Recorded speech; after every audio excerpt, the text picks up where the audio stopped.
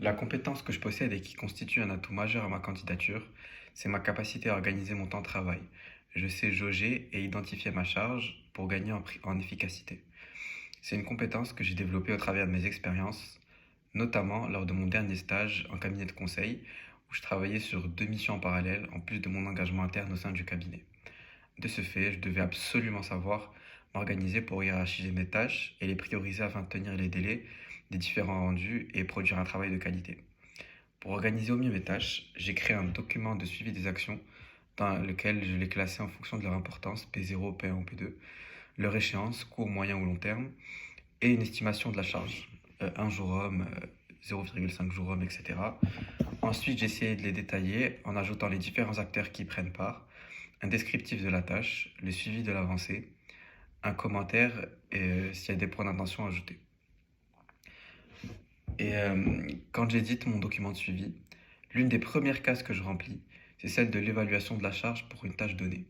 Je commence par regarder la nature de la tâche, parce qu'en général, la majorité d'entre elles sont récurrentes et inhérentes au métier de consultant, comme par exemple la préparation de compte rendu, la formalisation de présentation, ou encore la préparation des différents jalons des projets comme les copro, copil ou costrat.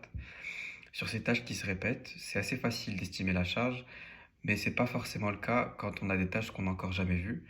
C'est pourquoi, quand j'en rencontre, ce que je fais, c'est que je consulte mon chef de projet pour voir s'il a déjà eu à les faire. Et du coup, je lui demande une estimation du temps pour les réaliser. Ensuite, j'affine cette estimation au fur et à mesure de la réalisation de la tâche.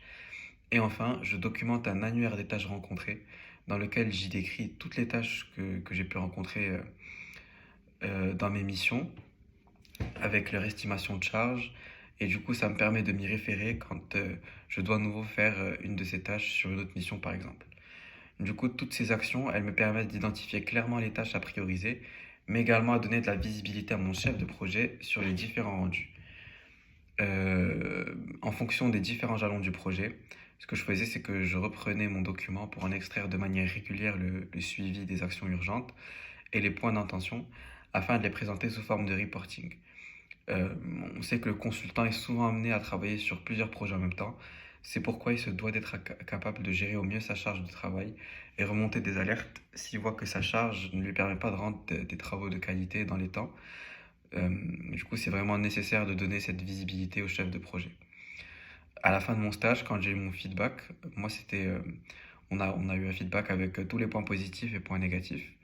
Et du coup, moi, c'est ce qui est ressorti le plus de la part de mes différents chefs de projet, c'est qu'ils avaient cette capacité à m'organiser.